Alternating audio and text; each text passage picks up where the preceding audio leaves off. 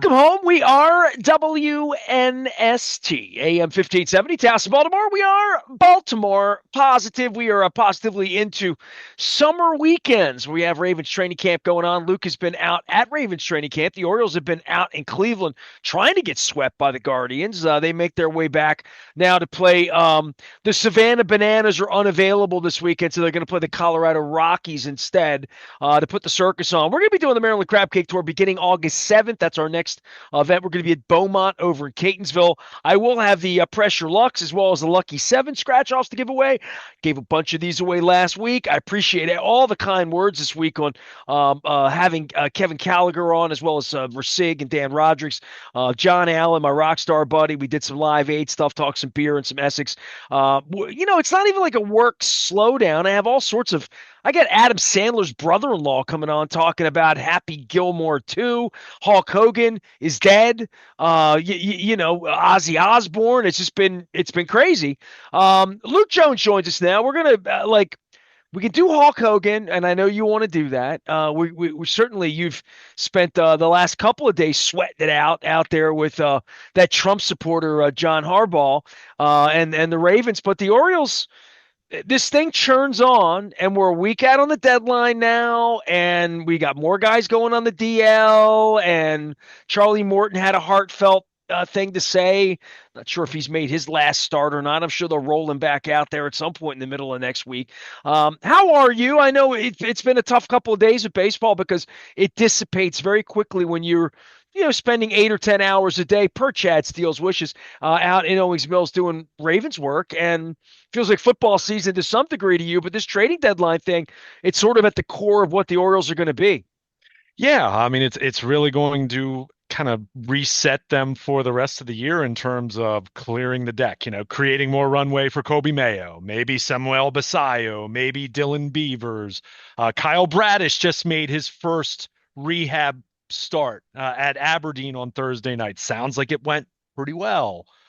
For 2 innings, right? I mean, it's still at the earliest stages there, but I mean, really, it's to distract from the results, right? I mean, they were able to salvage the final game of the 4 game set in Cleveland, and they lost the first 3. They had lost 7 of 8. I mean, we, I, I remember when I was on vacation, you even made a post, I think, because the Orioles had that 6 game stretch where things went well, and you kind of joked and said, "Hey, leave Luke Jones on vacation." And well, as soon as I came back, as I was listening to that second game of the Marlins series on my drive home, they fell apart again.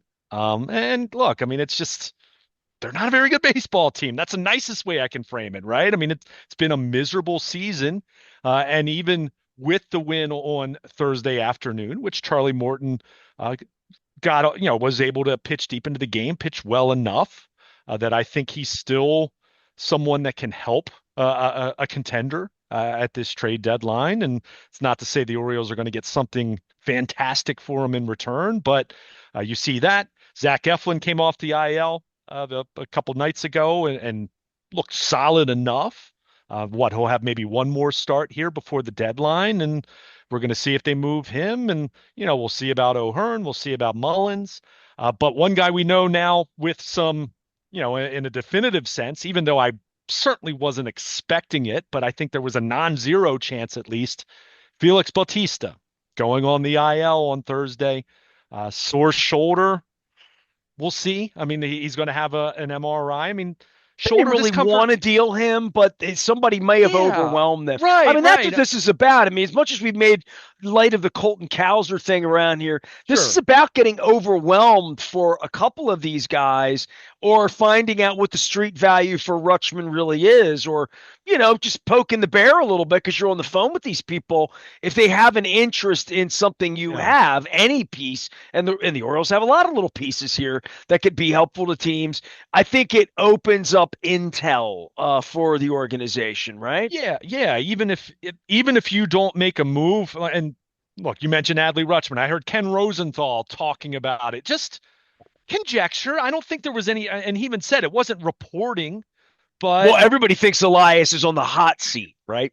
well, sure, yeah. I mean, whether he survives the year, whether he has one more off season, whether we're talking about him being gone next year at this time. I mean, that some things have to go really well, right? In some shape or form. But you just said it. Even if you have some talks about, I don't know, Adley Rutschman, Colton Cowser, because again, that's almost became the bit Well, I'm between you and trying to me. find guys that have value, not Well, Ryan Mountcastle, well, right? and but keep in mind, I mean, yeah, I mean Ryan Mountcastle. I mean, they're Not something you're going to get a lottery ticket sure, 19-year-old kid which are on. some, which is Yeah, what some of these moves that they're going to make here over the next week are going to be like that, right? I mean, you're they're going just to going to be subtractions. They're not going to be sure, additions in any way, but right? what you just said, I think, is where it does lend some interest to the idea that you might have some talks that might lead to something in the winter, right? It might lead to you might make a trade with team X, and then you talk with that same general manager in December about maybe making a trade for a pitcher, or maybe you trade a member of your young core for something of value from that organization, right? And that move might not happen now. As I said to you, I feel like those types of moves are probably more like winter moves. But Luke, I got to be honest with you, man. At the top of all of this, if Elias is on the phone with these people and he's a smart guy, he's only coveting their pitching. And he's saying, who are yeah, the 3 or 4 pitchers I can get in here before next March? Now, that could be in the offseason in a trade, how much time they have left on their deal, whether dealing Cowser or Rutschman is attractive to them, or even Mayo right, would be attractive to them in November, December, January, whenever those deals would happen. But come on, dude. They better be looking for pitching. They better be sure, identifying what pitchers they really want, which ones will really be available, and what their value is, and what Colton Cowser they're going to have to give up to get it yeah, or sign it. And we all sure. know what Corbin Burns cost. Sure. And look, I'm not even going to say only pitching. I mean, you're telling me having watched this offense all year that they couldn't still use a middle of the order bat? And look, I'm spitballing here, right? I mean, Well, the Santander O'Neill thing just sure, comes in sure. here, right? And even putting that part aside, I mean, I Pete Alonso, I assume is going to opt out, right? I mean, Kyle Schwarber, even though I don't think the Phillies are going to let him go, like you're telling me the Orioles couldn't use someone like that? And look, that might be a pipe dream, but my point is, and I agree with you, obviously pitching first and foremost, overwhelmingly, but I'm not going to sit here and say that this offense is fine, right? This offense is underperformed. I've talked about this since April. How disappointing the offense has been, how there's only a couple guys in that lineup and really, if you're talking the young core, really two guys, I think. Jackson Holiday, who I'm still hoping has another level, but certainly the thumbs are up for his 2025. And since he's been back, and obviously the injuries you didn't like, but Jordan Westbrook swung the bat very well. Beyond that, I mean, Gunnar Henderson, the average has been okay. It's not like he's been terrible, but he hasn't hit for power, right? I mean, where are the home runs for Gunnar Henderson? I mean, we've talked about Rutschman. Colton Cowser had, for me, his walk rate has cratered, right? I mean, he strikes out a lot. I get that, but he at least walked a lot more last year than he did this year. So, and that's not to say that I'm burying any of those guys. The point is, and this is where things do get dicey because as we talked about coming out of this past weekend, Grayson Rodriguez shut down again. What is that going to mean? Is he heading towards surgery? What's the long-term prognosis for him? And how does that impact what you're going to try to do between now and opening day next year? Felix Bautista. I'm not going to sound the alarm and say that this is a major shoulder injury. We don't know that yet. It might be that he sits for 2 weeks and then he's back and he's fine because that also happens too. Not every single shoulder and elbow injury or discomfort is sounding the alarm that it's the worst case scenario. It's not ideal. Certainly, I mean, the thing that I didn't like, and I didn't necessarily say this to you in our conversation, but when Batista pitched last Sunday in Tampa, it was his first appearance in 10 days. I get it, all-star break. That can't be helped entirely, but he had 10 days in between live game appearances. His velocity was down a little bit, enough that it was noticeable. It wasn't 3 or 4 miles per hour, but it was more than one. He really labored. He issued a season high with 3 walks, and they allowed him to throw a season high in pitches. I looked at that, and I'm kind of wondering, Tony Mansolino and this coaching staff, Drew French, uh, 15 I'm pitches into so that. thumbs down on this amateur hour that I they, mean, it's I just mean, kind of across the Brandon Hyde board. put a front up of a big league manager and manager of the year and all of that. And just the indignity he was treated with and the whole out, like, I don't know. I I don't mean, smell anything good here. And as I sit here, and Angelos is no, dead a year and a half now, and I just look at all of it, and it's tisk tisk, and I shake my yeah, head, and I don't have confidence that they're going to get a lot this week in the trading deadline, or what fans want to get yeah, blood out of the turnip of the lousy season, and squeeze something out of Charlie Morton, and renting him for 8 weeks in another organization. Um, I nobody's stealing, making any steals this week in the trading probably not. market. And certainly not this organization. And to your point, they're going to be reticent to trade Rutschman and Kauser, whose stock is down anyway. So I don't know that there are good deals for them to be made when their pieces are falling apart. Well, To your point, Bradish. I'm trying to figure out what could be good news the rest of the year. Five of these guys, five of them, Henderson, Rutschman, Westberg, Kauser, and Holiday. That's the five core guy. That's the Fab Five. And getting Bradish back, hoping that Batista's not broken in half, even though people wanted to deal him off. But I mean, Sagano's not part of their future, no. right? They're like, who among these guys is like a pile diver? By the way, I Yeah, spent the morning with Adam Jones on Thursday. That's another story altogether. yeah. I mean, look, that's fair. And I mean, just to go back to just to finish my thought on Batista, I mean, if you watch that outing, this wasn't me thinking that he was hurt or anything like that, but it was me 15 pitches into that saying, you can't let him throw 34 pitches today. Like How are you utilizing him, yeah, right? and I just Yeah. looked at that and I'm just to me that was a lack of attention to detail right there. Like Buck Showalter, say what you want about Buck's idiosyncrasies and Buck being a control freak. And look, a lot of those things were true over time. And that's why Buck wore out his welcome at 5 different places. But Buck was so careful in how he handled his relievers to the point where they were mindful about how many times a reliever would get up and warm in the bullpen, let alone how many times they do that. And then on top of that, how many times he's going to pitch, how many pitches is he going to throw, how many times is he going to let him pitch back-to-back days or 3 out of 4 days, and then are you going to give him 2 days after that? And I just that Batista thing, and look, it was kind of an odd circumstance because it sounds like he played catch earlier in the day and felt fine. He was kind of going through his preliminary warm up, like, but because these guys, they start getting loose. Your late inning high leverage relievers right around the seventh inning, and you don't see this on TV because they're not picking up a baseball and starting to really heat up. But they're stretching. They're using the weighted balls that pitchers use in this day and age. They're You get to the big leagues doing this, you have a regimen. yeah, exactly. So it was Yeah. during his regimen where he felt something, and I don't look. It may have nothing to do with Sunday, but I'm only going off of what we saw Sunday, which was his career season high in pitches that he threw in an outing where he didn't look great anyway, and kind of looked uncomfortable. So I'm I'm making a little bit of an assumption, and hopefully that's wrong, and hopefully he's fine, and hopefully this is something where he's out 2 weeks and then he's back and no problem the rest of the way.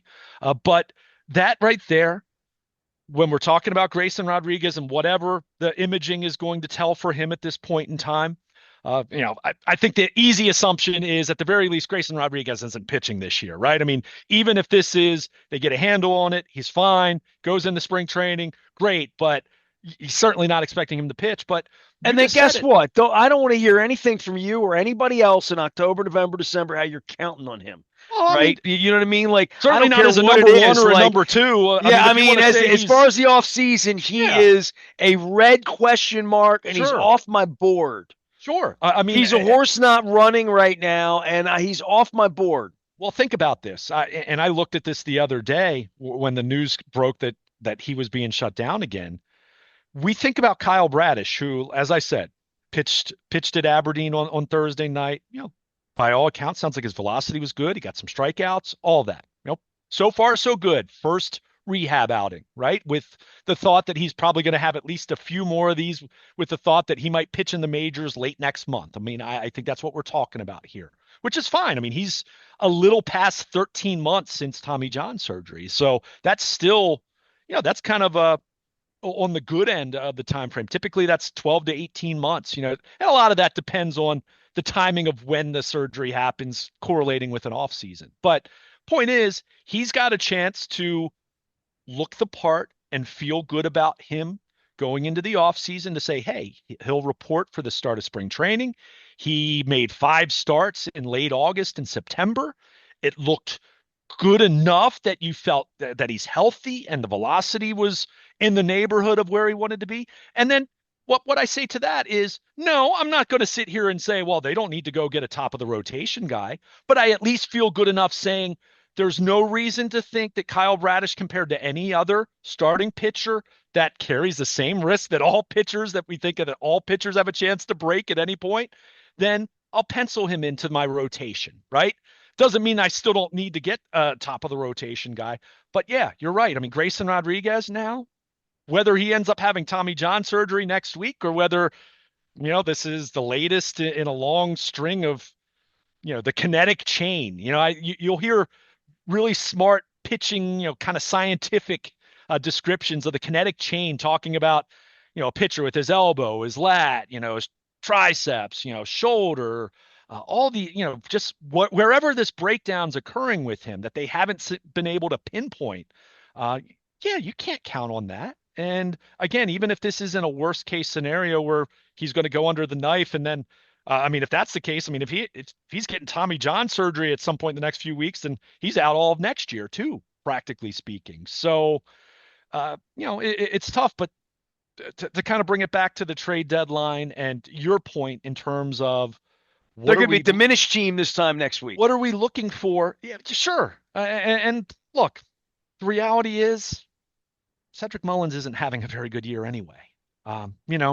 If they can trade Zach Eflin hasn't been available for a lot of the year. Dude, I looked up at him the other day. His ERA 6. What? I mean, August. How much help is he providing? Sure. Exactly. So that's part of my point with some of these trades, whether they're going to get a whole lot in return anyway.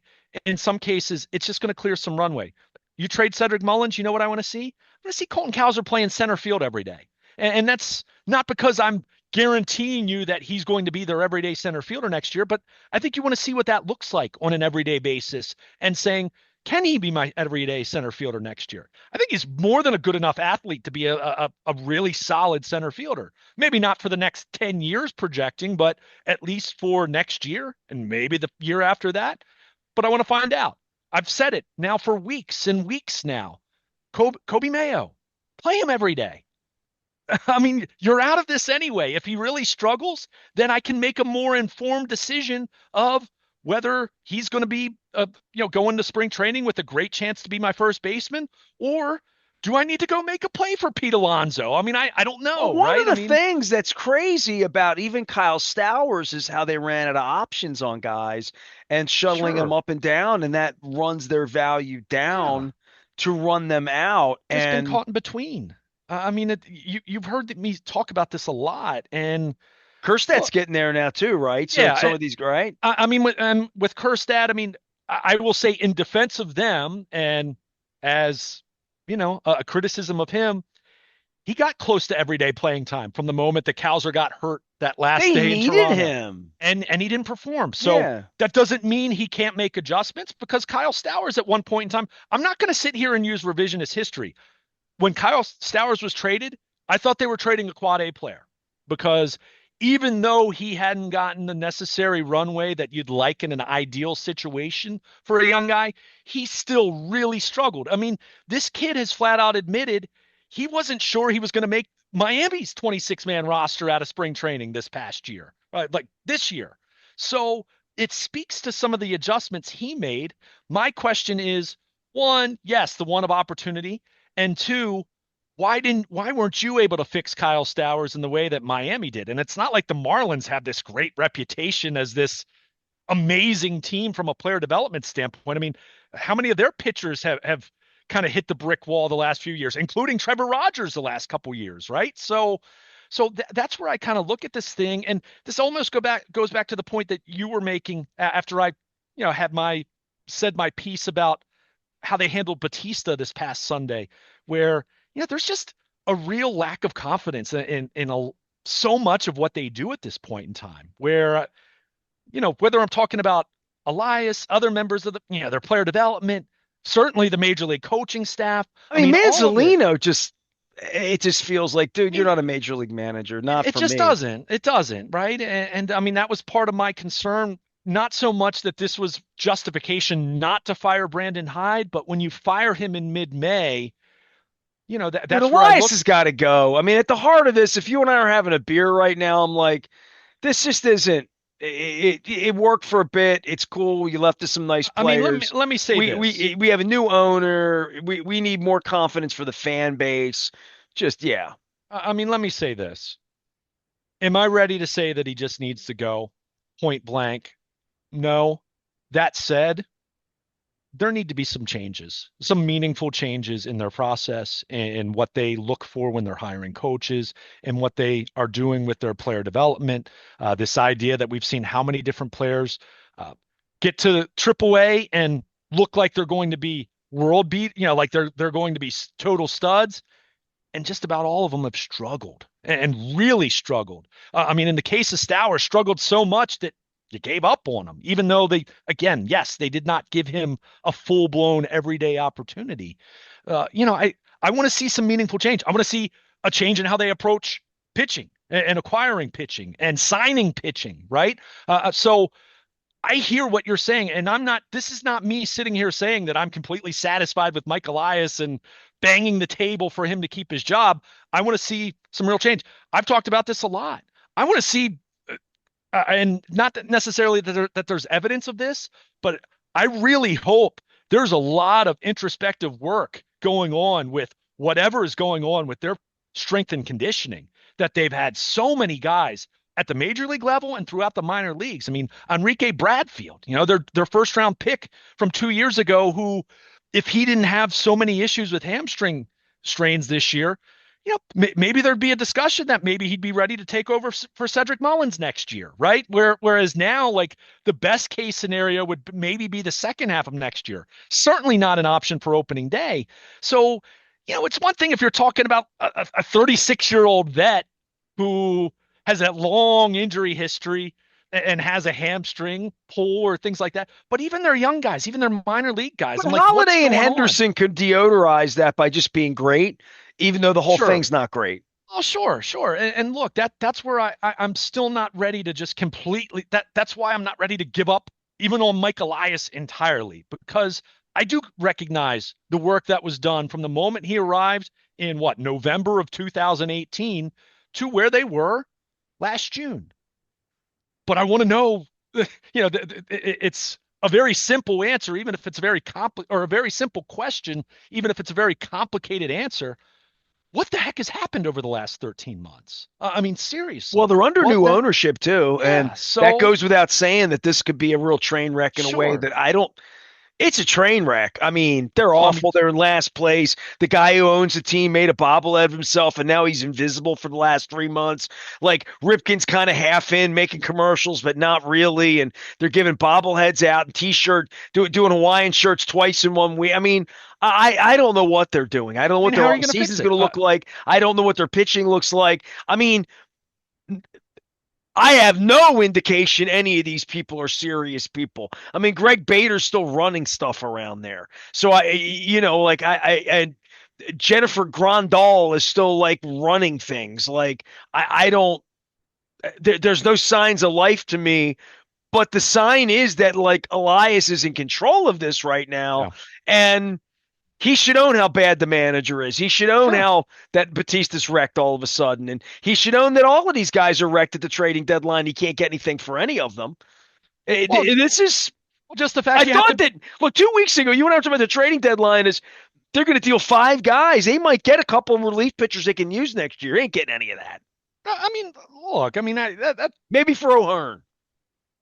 yeah. I mean, to their credit, they have found guys and turned them into effective. I mean, Danny Coulomb was a scrap heap guy they got at the end of spring training and was really good for them for 2 years. Now, they shouldn't have got rid of him. They should have picked him over Cianel Perez. I mean, there's another perfect example. But but the point is, I'm not going to sit here and say they can't get anything of value for the guys that they're going to trade. But I do think we need to be realistic here. This is not going to be, I've even seen some former general manager types that are now in the media space.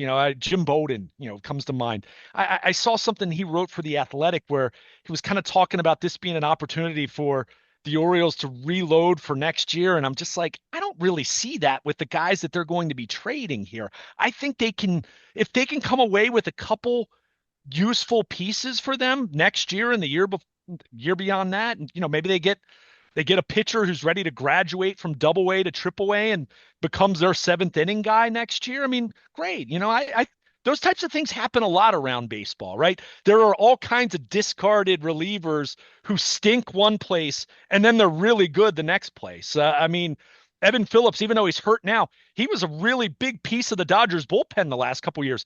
He was completely discarded by the Orioles in the middle of the rebuild, right? I mean, that kind of thing happens all the time. And the Orioles have picked up guys that have been discarded by other teams. And so you have some of that. But I guess the point is, no, you're not going to come away from whatever this fire sale is going to be, whatever the 4 or 5, 6 guys they might trade between now and when you and I talk about this a week from now.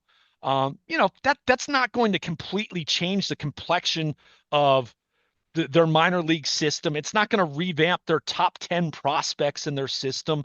It's not going to revamp this roster as it's currently constructed, other than, like I said, it's going to open up some opportunity for a couple other young guys that I want to see get that opportunity. I mean, I'll be honest with you. The last thing I want to see, and I say this with no disrespect to Ryan Mountcastle, the last thing I want to see is Ryan O'Hearn be traded, Ryan Mountcastle goes back to an everyday role, and Kobe Mayo's still getting sporadic two starts a week. I mean, that would be the worst possible thing they could do. I'd rather see them DFA Ryan Mountcastle if it comes to that, right? And I don't think there'll be a middle ground here. Who knows? They might trade Mountcastle for next to nothing. What's he got? 6 home runs the last year and a half or something? I mean, it's insane. He hasn't been healthy, and when he has been healthy, he hasn't hit for any power. Well, nobody's trading for him. Nobody thinks they're winning the World Series with him. Someone might, but they're not going to give you anything, right? I mean, it would be like when the Orioles acquired Eloy Jimenez from the White Sox at the deadline last year. They didn't give up anything, right? Yeah. Exactly. This would be we're opening a roster spot. There's some guy in low, rookie ball or something like that we think we might be able to develop in the next 4 years, and this is going to give us a chance to play Kobe Mayo every single day, or it's going to give us a chance to play Sim Basayo at first base when we call him up in a month. So we're going to see, but yeah, I mean, you look at this, it was nice to see Morton pitch well. It was nice to see Eflin look pretty good in his return from the IL. O'Hearn is O'Hearn. I mean, Cedric Mullins is not swinging the bat well. I think back in April, everyone thought, wow, this is a big contract year for Ced. Got off to a great start, and he just has not been very good at the plate ever since. So, but will some team take him on? Will some team give you something for him? Sure. So we're just going to have to see how it plays out. But so much of the rest of this year is going to be about the young guys and about, what's Kyle Bradish look like when he gets activated? Where is Felix Bautista? What is going to happen with Grayson Rodriguez? Is he still going to be some kind of an option for you next year? Once they get rid of Morton and Eflin, I'm wondering who pitches. Sure. Sure. But who pitches? So, it's going to be a big question. I mean, there's no doubt. So my wife said if Ohtani pitches when the Dodgers are in, she wants to go see him. So I'll give you that. And you know what I'm going to do for the trading deadline to be nice to Mike Elias, because he's been so maligned around here and so available to me. I'm going to do what I do with the Orioles the last 35 years. Just lower the bar. I'm going to lower the bar and just say I don't expect much, and therefore I won't be disappointed. I mean, the truth is, once the trade deadline hits, and again, I don't think there's a whole lot of oxygen for it. Obviously, they're sellers, so no one's excited about that. But there's at least a little bit of interest in what's going to happen. But after that, they're just the last place team. I mean, what's left? Bradish coming back, sure. I think fans will absolutely be interested in seeing that. If and when Basayo debuts, sure, fans will be interested in seeing that. Same with Dylan Beavers to a lesser extent. But after that, I don't think there's going to be a bar, Nestor. I think it's just going to go away for most people. I think it already has for most people. Yep. I think it did 2 months ago for many people. It's very easy to So do. Yeah. yeah, And I mean, lacrosse look, I'm not going town to. and kids are at soccer. The beach is there. Concerts are happening. Football's right around the Trekking the corner. country. Yeah. Yeah. Exactly. So I mean, it's just that's not being mean. That's reality. Yeah. And That's their boy, reality. they've got a heck of a lot of work. And even if people aren't going to be paying attention, boy, they've got to get to work because there is a path to get this thing back on track next year. But man, they need a lot of things to go well. And boy, they've got to make some changes and do a lot of soul searching as an organization in terms of how you're going to go about fixing this. Luke Jones can be found at Baltimore Luke. He can also be found on the backfields in Owings Mills. He is covering all things Ravens. We'll be having all of that coming to you. We have Locker Room Sound. We're going to be talking about John Harbaugh's dalliances with the Felon King. And we're also going to be talking about their defense and the Colts coming. The Colts are coming. The Colts are coming for preseason action 2 weeks from now. I'm going to get the Maryland Crab Cake Tour back out on the road. It's all brought to you by the Maryland Lottery. I like these pressure luck tickets. They're actually $3 tickets. You get a better chance to win. A little bit more scratch involved there with 30 grand top prize. We're going to be doing that at Beaumont on the 7th in Catonsville. We're also going to be down in Ocean City for Mako for 2 days with a lot of electeds and a lot of business leaders. And then at the end of August, 27 days of 27 great places to eat, great things that I love to eat throughout the month of August to celebrate our 27th anniversary. We're proud of that. Coco's celebrating 40 years. I'm wearing my Coco shirt right now. They're having their big 40th anniversary. It's in August as well. So happy anniversary to them and to us. 27 years, 27 foods, 27 days, and a whole bunch of crab cakes as well along the way. I am Nestor. He's Luke. We are WNST, AM 1570 Towson, Baltimore. We never stop talking Baltimore positive.